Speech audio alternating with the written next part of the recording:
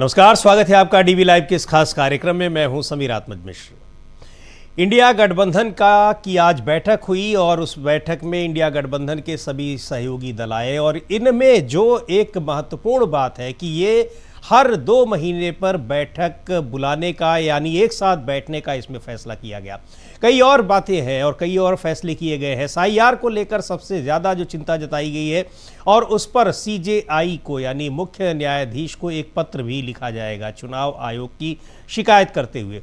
बहुत सारी बातें हुई हैं और एक बड़ा जुटान रहा। ये एक बड़ा सम्मेलन था। उसके बाद प्रेस कॉन्फ्रेंस हुई जिसमें कांग्रेस पार्टी के राष्ट्रीय अध्यक्ष मल्लिकार्जुन खड़गे और सभी इंडिया गठबंधन के सभी घटक दलों के नेता उसमें मौजूद रहे। इस बैठक को और जिन परिस्थितियों में जिस समय ये बैठक हो रही है कितना महत्व है, खास तौर पर तब जब पश्चिम बंगाल में 5 राज्यों के चुनाव जब हुए हैं और उसके बाद पश्चिम बंगाल में जो कुछ हमको देखने में आ रहा है, वहाँ आज फिर एक बड़ी खबर आ रही है कि तृणमूल कांग्रेस के जो लोकसभा सांसद हैं, 28 सांसदों में से 20 सांसद टूट गए हैं। वो एक अलग पार्टी अपनी बना रहे हैं, यानी वो NDA के साथ बैठना चाह रहे हैं। वहाँ टूट लगातार जारी है पार्टी की और इसके अलावा उसके पीछे बताया जा रहा है सीधे तौर पर कि पार्टी में टूट क्यों हो रही है। तो इन परिस्थितियों में इंडिया गठबंधन की बैठक और सरकार जिस तरह तमाम मुद्दों पर घिरी है, इस बैठक को किस तरीके से देखा जाए और जो इसमें आज फैसले किए गए हैं, इस पर बात करने के लिए हमारे साथ प्रोफेसर अखिल स्वामी जी हैं, वरिष्ठ राजनीतिक विश्लेषक। बहुत बहुत स्वागत है सर आपका। और जो ये बैठक को लेकर एक तो आपसे सबसे पहले हम ये जानना चाहेंगे कि क्या आपकी एक शुरुआती प्रतिक्रिया अगर सबसे पहले देखा जाए कि किस तरीके से आप देखते हैं जिन परिस्थितियों में बैठक हो रही है और बैठक में जो कुछ निकल कर आया है, जो कुछ उसमें घोषणाएं की गई हैं। देखिए मिश्रा जी, सबसे ज्यादा जो मेरे को लग रहा है नोटेबल पॉइंट जी, आम आदमी पार्टी की नीयत क्या है, अरविंद केजरीवाल की नीयत क्या है। अरविंद केजरीवाल क्या बीजेपी से लड़ना चाहते हैं या बीजेपी को फायदा पहुंचाना चाहते हैं? पहली बात तो मुझे ये नहीं समझ में आ रही जी, क्योंकि ये बात बिल्कुल सही है कि भारतीय जनता पार्टी जिस रूप में है और जिस तरह से सारी संवैधानिक संस्थाओं पे उसने कब्जा कर लिया है और जिस प्रकार से वो इलेक्शन लड़ रही है, पैसे के बल पे लड़ रही है, ED CBI के बल पे लड़ रही है, जो कि आम आदमी पार्टी भी भुक्तभोगी है। हाँ, उसे भी पता है, उसने भी भोगा है, वो भी जेल गए हैं और ये भी पता है कि उनके पास तलवार लटकी हुई है जी।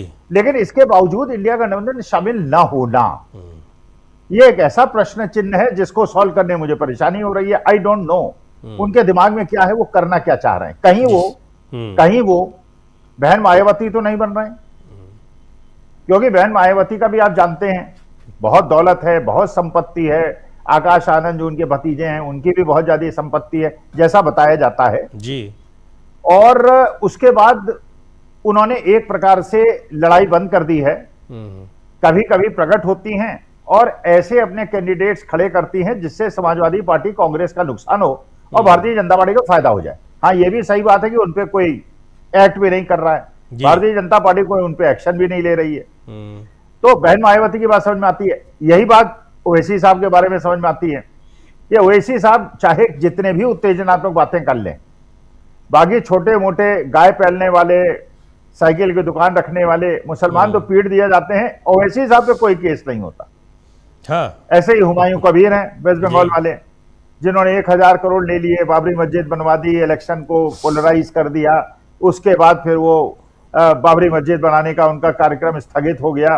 तो ये बहुत सारे ऐसे तत्व एक्ट कर रहे हैं आज के तारीख में जो कि भारतीय जनता पार्टी को मेरे हिसाब से फायदा पहुंचाने की कोशिश कर रहे हैं, जिस श्रेणी में आम आदमी पार्टी को भी मैं रखता हूं। अच्छा, दूसरा, और अब ये जैसे कॉकरोच जनता पार्टी है, भाई देखिए आज कांग्रेस वाले संघर्ष कर रहे हैं, इसमें तो कहीं कोई डाउट नहीं है। NSUI यूथ कांग्रेस हर जगह सड़क पे है। कल आपने दीपेंद्र हुड्डा के ऊपर वाटर कैनन का इस्तेमाल होते हुए देखा जी। आपने भी देखा कि नीतीश कटारिया नामक एक युवक जो कांग्रेस का कार्यकर्ता है, उसने अपने हाथ से वाटर कैनन को रोकने का प्रयास किया। उसका पूरा हाथ जो फेसबुक में आज मैंने डाला भी है, पूरा छिल गया बुरी तरह से। क्यों? आप जानते हैं जब वाटर कैनन पानी आपकी तरफ आता है और इतने प्रेशर से आता है, वो बुलेट की तरह काम करता है जी। अच्छा, आप कोर्ट में नहीं जा सकते कि साहब देखिए गोली मार दी, कि गोली तो मारी नहीं, पानी लेकिन इतनी तेज बौछार से आता है, गोली की तरह ही लगता है। लगता वो शरीर में घुसता नहीं है, लेकिन शरीर पर जो स्किन पर वो गोली की तरह लगता है। तो देखिए वो जो नीतीश कटारिया की फोटो अगर आप देखेंगे तो देखेंगे उनका पूरा हाथ जो है बुरी तरह से घायल हो गया है। कई लोगों कांग्रेस कार्यकर्ताओं की आंखों से खून निकल आया क्योंकि आंखों में वो पानी पड़ा जी। अच्छा, ऐसे समय में भाई अगर आपको संघर्ष करना है और वास्तविकता में आपको संघर्ष करना है और आप चाहते हैं कि पेपर लीक होना बंद हो जाए, तो जो भी लड़ रहा है उसके साथ शामिल हो जाइए। अलग लड़ाई शुरू करने का क्या मतलब है? तो आम आदमी पार्टी का भी मुझे कृत्य समझ में नहीं आया, डीएमके का समझ में आता है। देखिए टीवीके अगर ज्वाइन कर लेता है इंडिया गठबंधन को, और मानी बात है कि आज के तारीख में टीवीके की जो तमिलनाडु के अंदर एक्सेप्टेंस है बहुत ज्यादा है, बहुत ज्यादा है। भाई एक तो पॉलिटिकल है और दूसरा फैन फॉलोइंग बहुत ज्यादा है।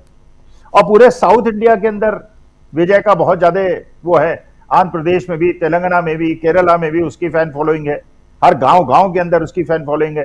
तो उसका ज्वाइन करना और डीएमके का ज्वाइन न करना, ये बात तो समझ आती है। डीएमके को मैं कोई दोष नहीं देता, जब तक कि वो भारतीय जनता पार्टी के गठबंधन में शामिल ना हो जाए, आई डोंट डाउट। लेकिन आम आदमी पार्टी को समझना मेरे लिए मुश्किल ही नहीं, नामुमकिन हो रहा है। डीएमके अलग हुई है, शामिल नहीं हुई है, लेकिन आज कई पार्टियों के, खास तौर से जो कम्युनिस्ट पार्टियों के नेता हैं, उनका कहना है कि वो बैठक में भले नहीं आ रहे हैं लेकिन वो हैं हमारे साथ ही। अब इस दावे में कितनी सच्चाई है या आगे चलकर इसको ये क्या शेप लेता है, क्या परिवर्तन होते हैं, वो बात अलग है, लेकिन ऐसा उन नेताओं का कहना था। ठीक है सर, ये हम आम आदमी पार्टी क्या चाह रही क्या नहीं चाह रही है, अब वो हो सकता है कि उसको लगता हो कि बीजेपी से लड़ने की ताकत केवल उसी में है, बाकी देश की सारी ये जो 23-24 पार्टियां हैं इनमें अकेले मिलकर नहीं है, केवल आम आदमी पार्टी लड़ सकती है, उसका अपना अलग मुद्दा है। लेकिन आज की जो ये बैठक रही है, उस बैठक को आप किस तरीके से देखते हैं, और ये सरकार के लिए, सरकार जिन तमाम चीज़ों से, परिस्थितियों से घिरी हुई है, तमाम ऐसे मुद्दे हैं जिस पर युवा बिल्कुल आक्रोशित है, छात्र आक्रोशित हैं, उसको, उन परिस्थितियों को देखते हुए इस बैठक में जो कुछ हुआ है, जो यूनिटी दिखाई पड़ी है, ये सरकार के लिए कितनी बड़ी चेतावनी है, या फिर सरकार के लिए कोई बहुत मुश्किल नहीं है, उसको कोई कुछ भी करता रहे, उसकी सेहत पे कोई असर नहीं पड़ेगा, सरकार क्या इस तरीके से ले रही है इसको? देखिए, जब तक ये लोग मीटिंग करते रहेंगे, जब तक ये कॉमन मिनिमम प्रोग्राम बनाते रहेंगे, जब तक मीटिंग, ये ठीक है, अच्छी बात है, हर 2 महीने के अंदर आप मिलेंगे, हर सुबह आप पार्लियामेंट हाउस के अंदर लीडर ऑफ अपोजिशन क्या बैठेंगे, बिल्कुल सही है। लेकिन चुनाव जीतने के लिए क्या आवश्यक है? चुनाव जीतने के लिए आवश्यक है कि आप जो चुनाव आयोग जिस प्रकार से कर रहा है उसको रोका जाए। चलिए, आपने चीफ जस्टिस ऑफ इंडिया को लेटर लिख दिया, कोई जवाब मिलेगा या उस पर कोई कार्रवाई होगी, आई डोंट नो, मुझे नहीं लगता कोई कार्रवाई होगी। तो अंत में आपके पास विकल्प क्या बचता है? विकल्प वही बचता है जो महात्मा गांधी ने सिखाया था। तो मैं तो जो चाह रहा था, कल मैंने न्यूज पॉइंट पे बोला भी था जी, मैं तो ये चाह रहा हूं कि इंडिया गठबंधन का हर व्यक्ति, हर आदमी जो इस पेपर लीक से परेशान है और बच्चों की बेरोजगारी से परेशान है और महंगाई से परेशान है, उसको एकजुट होकर जितने प्रदेश हैं, हर प्रदेश के अंदर सबसे बड़े मैदान को लेके और सारे जितने नेता हैं अपोजिशन के, सबको इकट्ठा होके जनता को एकत्रित करके अपनी बात उन तक पहुंचानी चाहिए। जनता तो त्रस्त है, इसमें कहीं कोई डाउट नहीं है जी। केवल कांग्रेस क्यों लड़ रही है? बिल्कुल, बाकी ये उद्धव ठाकरे क्यों नहीं लड़ रहा है, शरद पवार क्यों नहीं लड़ रहा है, अखिलेश क्यों नहीं लड़ रहा है, तेजस्वी क्यों नहीं लड़ रहा है? चलिए कोई बात नहीं, अब आप अम्ब्रेला के बीच में आ गए ना, कांग्रेस जैसी एक 100 कैंडिडेट्स के मेंबर्स की पार्टी आपके साथ आ गई ना, अब एक अम्ब्रेला में आ जाइए, एक मीटिंग बुला लीजिए आप मुंबई के अंदर, और सारे लोग उसमें, अखिलेश भी आए, तेजस्वी भी आए, ममता भी आए, राहुल भी आए, उसमें विजय भी आए। अरे मेरे ख्याल से विजय के ही 4-5 लाख लोग पहुंच जाएंगे मैदान भरने के लिए, बाकी लोगों की आवश्यकता ही नहीं पड़ेगी। फिर एक वहां कर लीजिए, चेन्नई में कर लीजिए, एक कलकत्ता में कर लीजिए। देखिए, अकेले हर जगह करिए, सही, बिल्कुल हर जगह करिए, और जहां जहां कांग्रेस पार्टी है उसके अलावा जहां जहां रीजनल पार्टियां हैं उनका दमखम, और ये यानी जो एक कलेक्टिव एक जो ताकत होती है उसको आप दिखाइए। बिल्कुल सही आप कह रहे हैं कि ये मीटिंग से और ये सारी चीज़ें आप उसमें एक घोषणा पत्र बना लेंगे, चूंकि आज इस बात को लेकर भी लोगों की निगाहें लगी हुई थी कि जो एक कांग्रेस पार्टी जिस तरह से सड़कों पर उतरी है, एक कलेक्टिवली इन पार्टियों का जो इंडिया गठबंधन के दल हैं, क्या सरकार की नीतियों के खिलाफ उतरने की कौन सी योजना आज पेश करेंगे, इस पर भी लोगों की निगाह थी, लेकिन उस तरह की कोई चीज़ तो नहीं दिखाई पड़ी है। पर हाँ, ये मीटिंग का लगातार अगर आप 2 महीने पर मिल रहे हैं, ये सारी चीज़ें ये अपनी जगह हैं। तो क्या ये एक गठबंधन की जो हालांकि हुई भी काफ़ी दिन बाद, 2 साल के बाद ये बैठक हो रही है, ये उसकी कमज़ोरी रही है या फिर इसके पीछे कोई और कारण है कि और पार्टियां नहीं आना चाहती हैं? अभी भी किसी न किसी स्तर पर इनके बीच में मतभेद दिखाई पड़ रहे हैं, कैसे इसको देखा जाए? नहीं देखिए, अगर ये एकजुट नहीं होना चाहते हैं, एक साथ नहीं आना चाहते हैं, तो सब मारे जाएंगे। इस चुनाव प्रोसेस में, इस चुनाव प्रक्रिया में सब खत्म हो जाएंगे, सबके लोग पीटे जाएंगे। 3-3 राज्यसभा जैसे वहां पे मेंबर ऑफ पार्लियामेंट्स को पीटा गया वेस्ट बंगाल के अंदर, अखिलेश यादव के लोग भी पिटेंगे। पंजाब के अंदर भी कांग्रेस और आम आदमी पार्टी वाले पिटेंगे। ये गलतफहमी कोई ना रखे जी। जब तक आप एकजुट नहीं होंगे और देश की जनता को ये मैसेज नहीं देंगे कि हम एकजुट हैं और हमारे अंदर कोई मतभेद नहीं, इसमें भी कहीं कोई डाउट नहीं है कि राहुल गांधी का नेतृत्व तो अब विपक्षी दलों को स्वीकार करना पड़ेगा। इसलिए कि भाई उन्होंने अपना, पहले भी उन्होंने ममता बनर्जी की कोशिश की थी, लेकिन ममता बनर्जी ने कहा नहीं। अच्छा, फिर मैं उसी जगह पे आता हूं, आपने शायद, हो सकता है, आई डोंट नो, आम आदमी पार्टी सोच रही अकेले चुनाव लड़के जीत जाएगी, ये तो डीएमके भी सोच रही थी, ये तो टीएमसी भी सोच रही थी जी, ये तो बहुत सारी पार्टियां सोच रही थी। अब ये सोच रहे थे, हार गए ना, खत्म हो गए ना, बीजू जनता दल खत्म हो गई ना, बीआरएस खत्म हो गई ना, वाईएसआर कांग्रेस खत्म हो गई ना, अकाली दल खत्म हो गया ना, ये आपके वो जो पिछली बार डिप्टी चीफ मिनिस्टर हरियाणा के बने थे खत्म हो गए ना, आम आदमी पार्टी दिल्ली से खत्म हो गई ना, अरे सब खत्म हो गए ना। अरे यार तुम्हें देखो, सीधी सी बात है, जनता भी ये देखना चाहती है कि कौन इससे एक लड़ाई में एकजुट होकर लड़ रहा है और कौन उसमें छेद कर रहा है। आज बहम नायवती का ऐसा नहीं, उनका सपोर्ट बेस नहीं है, आज भी उनके पास 25% वोट उनको पड़ सकते हैं और वो बड़ी शक्ति उभर सकते हैं, लेकिन वो करती क्या है, जहां जहां मुसलमान यादव समाजवादी पार्टी की होगी, अपने मुसलमान यादव खड़ा कर देंगे जिससे वोट डिवाइड हो जाए और भारतीय जनता पार्टी जीत जाए। तो लोग ये समझ रहे हैं ये लड़ने वाली है ही नहीं भारतीय जनता पार्टी के लिए, ये तो समाजवादी पार्टी के अंदर छेद लगा रही है। अच्छा, वही चीज आम आदमी पार्टी के बारे में परसेप्शन अगर बन गया जी, भाई ठीक है, you were a power in Delhi, लोग आपको मानते थे, लेकिन ये भी बात सब दिल्ली वाले जानते हैं कि बिना आम आदमी पार्टी और कांग्रेस के एकजुट हुए बिना भारतीय जनता पार्टी को आप नहीं हरा सकते। उनके 36-37% वोट बिल्कुल पक्के हैं और आपके अलग अलग लड़ेंगे तो वोट डिवाइड होंगे। बिल्कुल। भाई कम्युनिस्ट पार्टी और ये कांग्रेस भी तो केरला के अंदर एक दूसरे के खिलाफ लड़ते हैं, लेकिन इंडिया गठबंधन में है ना।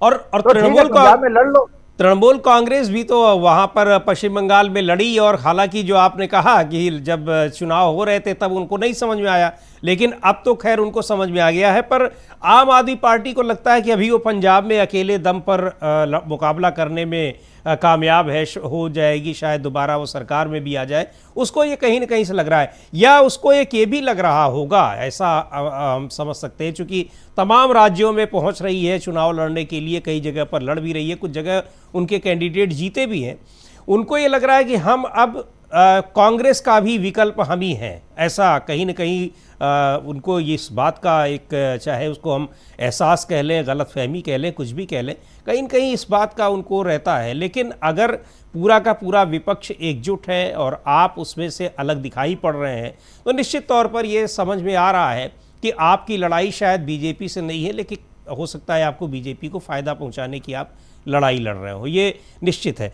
पर बात अगर इस गठबंधन की जाए तो अगर बहुत सारी चीज़ें रही, ये कुछ हुआ, लेकिन आप फिर से मैं उस सवाल को दूसरे तरीके से पूछूंगा कि आपको क्या लग रहा है, क्या उम्मीद इस बैठक के बाद आप और देख रहे थे जो नहीं हो पाया?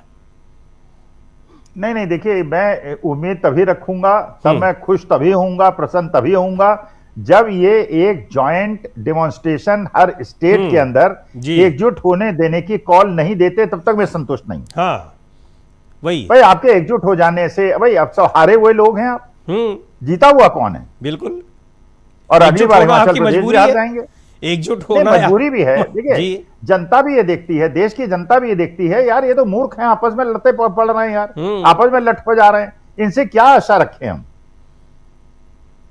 भाई अगर मैसेज ये जाता है, लखनऊ में आपने मान लीजिए कॉल दी, अखिलेश यादव भी आ गए, राहुल गांधी भी आ गए, ममता बनर्जी भी आ गए, सारे जितने इंडिया गठबंधन के लोग आ गए, और हो सकता है अकल आ जाए आम आदमी पार्टी को, वो भी आ जाएं। अरे ठीक है यार, तुम पंजाब कांग्रेस और तुम्हारे ही बीच में तो लड़ाई है, लड़ लो आपस में, जो ज्यादा ले आएगा वो जीत जाएगा, परेशानी क्या है उसमें।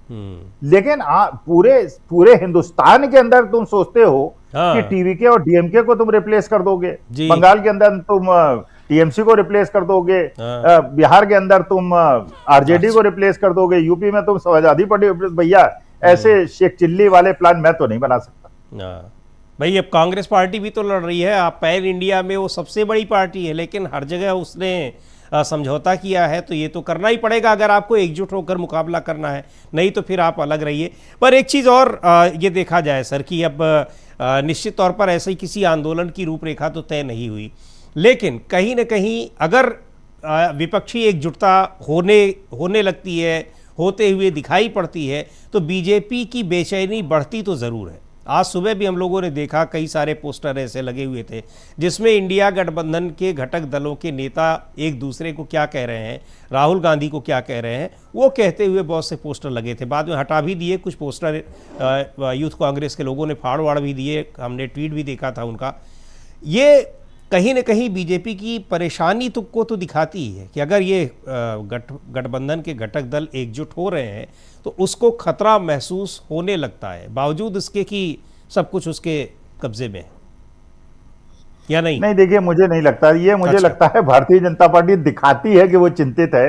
वो तब तक चिंतित नहीं है जब तक ज्ञानेश कुमार गुप्ता जी चुनाव आयुक्त हैं और माननीय न्यायालय जो है जिस प्रकार के निर्णय ले रहा है वो ले रहा है, उसे कोई चिंता नहीं। वो दिखाती है कि वो चिंतित है और हम लोग खुश हो जाते हैं कि वो चिंतित है। वो कहीं चिंतित नहीं है, ये चिंतित तभी होगी। और ये बात बिल्कुल सही है, 2024 का चुनाव अगर राहुल गांधी को या तेजस्वी यादव को और अखिलेश को ये लगता हो कि वो चुनाव लड़के जीते थे, उनकी गलतफहमी मैं निकाल देना चाहता हूं। वो चुनाव जनता लड़ी थी जी, जनता ने अपने आप जाके सब प्रलोभनों के बावजूद, गुंडाई के बावजूद पोलिंग बूथ पे जाके वोट दिया था। किसी विपक्षी दल के ने संपर्क किया था उसकी वजह से नहीं। बहुत सारे पोलिंग स्टेशन तो मैंने हरियाणा में ऐसे देखे थे जहां अपोजिशन का पोलिंग एजेंट ही नहीं था, लेकिन वोट पड़े, जनता ने वोट दिया। अच्छा, आज तो जनता उससे 10 गुने ज्यादा परेशान है जी। सारे लोग गाली दे रहे हैं कि भाई क्या महंगाई बढ़ा दी है, आमदनी बढ़ नहीं रही है, घर के खर्चे चल नहीं रहे, तो जनता तो उससे 10 गुने जाने वो है, लेकिन मौका तो अपोजिशन वाले दे रहे हैं ना।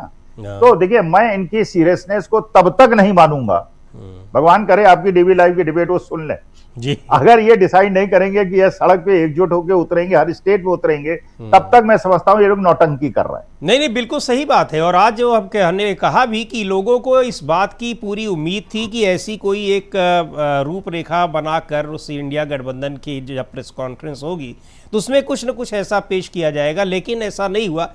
हो सकता है आने वाले दिनों में कुछ हो, लेकिन आज की इस बैठक में जो बहुप्रतीक्षित थी और इन परिस्थितियों में हो रही है, और एक जो सबसे बड़ी पार्टी है वो सड़कों पर उतरी हुई है पिछले करीब 2 हफ्ते से, तो उसको देखते हुए लग रहा था कि सड़क पर उतरने का, आंदोलन करने का, सड़क से लेकर संसद तक, चूंकि अब मानसून सत्र भी शुरू होने वाला है, मानसून सत्र में ज़रूर ये हुआ कि हर दिन बैठेंगे, वहाँ पर स्ट्रेटजी बनेगी, लेकिन ये लड़ाई तो सड़क पर भी लड़ी जानी चाहिए। और कॉकरोच की जनता पार्टी वाले में हम लोगों ने देखा कि लोगों को कितना बेसब्री से इंतज़ार है कि कोई उनकी आवाज़ उठाए, वो उसके साथ आने के लिए तैयार है। ये दिखाई पड़ा, बहुत सारे पीड़ित लोग वहाँ पर आए हुए थे, तो इसकी कमी तो इसमें ज़रूर रही। लेकिन ये बड़ी महत्वपूर्ण बात आपने कही कि जो बीजेपी को कहीं कुछ ऐसा नहीं लग रहा है कि उसको कोई बड़ा खतरा हो, पर अगर सड़कों पर उतर आते हैं गठबंधन के घटक दल, तब तो कहीं न कहीं से खतरा उसको महसूस होगा सर।